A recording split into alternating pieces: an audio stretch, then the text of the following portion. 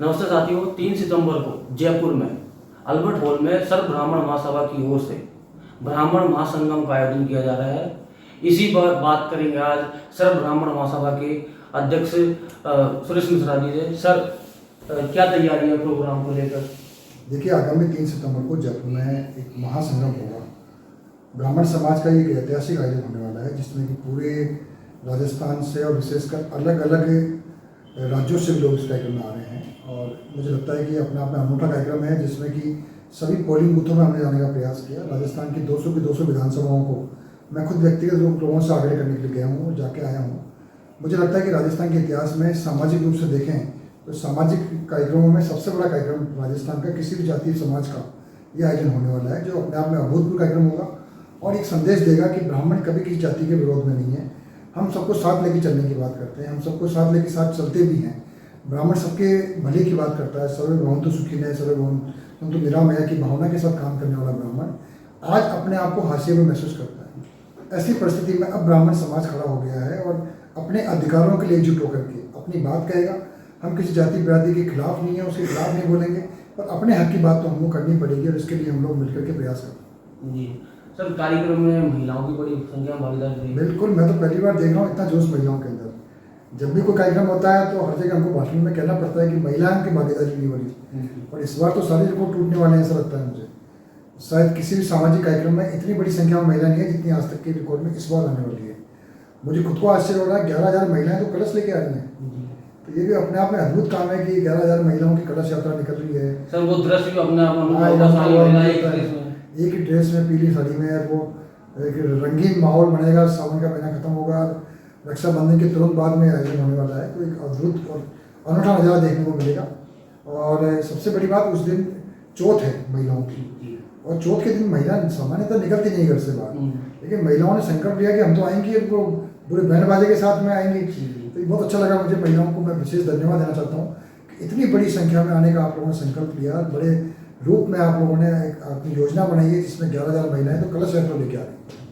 Sir, कार्यक्रम में क्या क्या सब विषय रहेंगे, जिनको विषय ध्यान दिया जाएगा? देखिए, एक तो सबसे बड़ा काम ये कर रहे हैं कि पूरे लंबे समय तक सर्व ब्राह्मण महासभा ने ब्राह्मण आरक्षण की लड़ाई लड़ी। लगभग 2 दशकों तक हम लोग सड़कों पर रहे। वर्ष 1999 से लेकर 2019 तक कोई ऐसा दिन नहीं था जिसने हमने धरने, प्रदर्शन, रैली, मुकदमे नहीं लगे हों, संघर्ष नहीं किया हो, लाठियाँ नहीं खाई हों।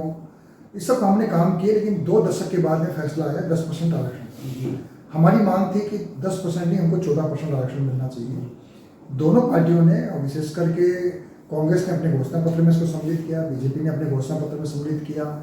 विधानसभा में ध्वनिमत से प्रस्ताव पारित हुआ। अशोक गहलोत जी राजस्थान के मुख्यमंत्री थे 2003 के अंदर, उन्होंने इस पर फैसला किया।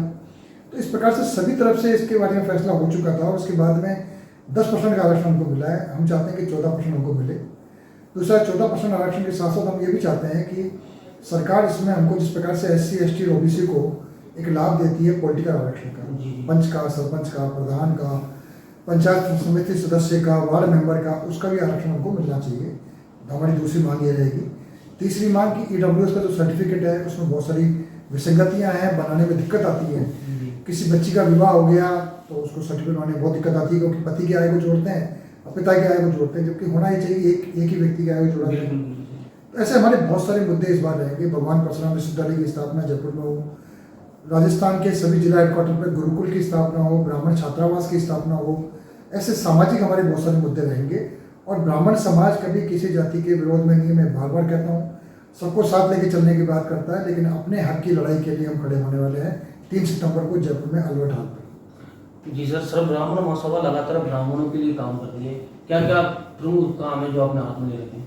देखिए, सबसे बड़ा काम समाज को जागरूक करने का, सामाजिक संचेतना जागृत करने के लिए पिछले मैं 25-30 वर्षों से खुद समाज के लिए काम करने का प्रयास कर रहा हूँ। और सर्व ब्राह्मण महासभा ने एक संकल्प ले रखा है, कोई भी ब्राह्मण इसके लिए परेशान नहीं हो कि उसके बच्चे की फीस की व्यवस्था नहीं है, पढ़ाई नहीं कर पा रहा, तो उसकी फीस के लिए हमने स्कॉलरशिप योजना चला रखी है। उसको चाणक्य स्कॉलरशिप अपनी योजना का नाम दे रखा है। इसके अतिरिक्त हम लोगों ने सामूहिक विवाह कार्यक्रम चालू कर रखा है, जो राजस्थान के एक जिले में 1 साल में 1 बार करते हैं। तो अब तक हम लोगों ने 28 सामूहिक विवाह कराए हैं, और लगभग 2200 जोड़ों के विवाह सर्व ब्राह्मण महासभा की तरफ से हो चुके हैं। हमने उपनयन संस्कार के लिए जनेऊ पहनाने के लिए एक संकल्प लिया, और उसमें तय किया कि 1100 बच्चों का एक साथ उपनयन कराएंगे। इसका एक वर्ल्ड रिकॉर्ड ही बना कि 1100 लोगों ने एक साथ गोविंद जी के मंदिर में जाकर के उपनयन संस्कार में भाग लिया। वो बड़ा रिकॉर्ड था अपने आप में। तो ऐसे बहुत सारे सामाजिक कार्यक्रम हम लोगों ने हाथ में ले रखे हैं। और सबसे बड़ी बात, कोई ब्राह्मण इसलिए परेशान नहीं हो कि उसके पास साधन नहीं है, कोई ब्राह्मण इसलिए परेशान नहीं हो कि वो कोई उसको परेशान कर रहा है, तो ब्राह्मण समाज उसके लिए सर्वहारा महासभा आगे खड़ी होती है। हम सरकार से भी मांग करते हैं कि पुजारी प्रोटेक्शन बिल लागू करें, जिससे पुजारियों की स्थितियों में सुधार हो। ये सब बातें इस कार्यक्रम में 3 सितंबर को उठाएंगे जी सर, एक बड़ा सवाल ये भी चल रहा है कि आजकल दोनों प्रमुख पार्टियां बीजेपी और कांग्रेस ब्राह्मणों को आकर्षित करने का प्रयास कर रही है, तो ये क्या मानते हैं? देखिए, राजस्थान में लगभग 11% ब्राह्मणों के वोट है। किसी भी लोकतंत्र में, डेमोक्रेसी में, किसी भी समाज की पूछ तब तक रहती है जब तक कि वो अपने वोट का राइट का उपयोग करता है। और ब्राह्मण समाज सदैव से जागरूक रहा है, अपने वोट का उपयोग करता है। वो किसी को हरा भी सकता है तो किसी को जिता भी सकता है।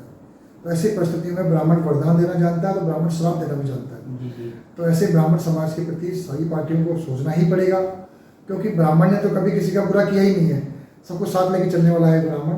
अब उसको अपने हक की लड़ाई के लिए खड़ा होना पड़ रहा है, और इसीलिए सारी राजनीतिक पार्टियां हमारे समाज के बारे में सोच रही है, और ये अच्छी बात है।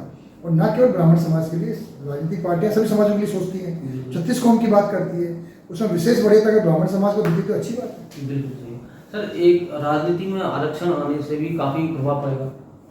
देखिए, 10% का फायदा हमको मिला है। 2 लाख भर्तियाँ राजस्थान में निकली, 20,000 बच्चे निकल के आए। तो इसका फायदा गाँव मिल रहा है। मैं पिछले जब राजस्थान में 2 महीने से घूम रहा हूँ, कल मैं बस्सी, गंगापुर सिटी उधर गया हुआ था, दौसा गया हुआ था, तो सब जगह लोग ये कहते हैं हमारे बच्चों का सिलेक्शन हुआ है इस बार। तो 2 साल में इसके रिजल्ट आने लगे हैं, तो लोगों को समझ में आने लगा है कि इस आरक्षण का लाभ क्या है और इसका फायदा कैसे उठाया जा सकता है। सर, ये ब्राह्मण महासंगम को लेकर क्या अपील करना चाहिए? मैं तो ये कहना चाहूँगा कि अधिक से अधिक संख्या में लोग आएँ, अपने अधिकारों के लिए खड़ा होना सीखें, अपनी बात रखना सीखें, मजबूती से अपनी बात कहें। लोकतंत्र में हर व्यक्ति का एक ही वोट है, उसके 4 वोट नहीं हो सकते हैं। किसी समाज का व्यक्ति हो जो अपने अधिकार की बात करता है तो उसका अधिकार मिलता है। बिना रोए तो माँ भी दूध नहीं पिलाती।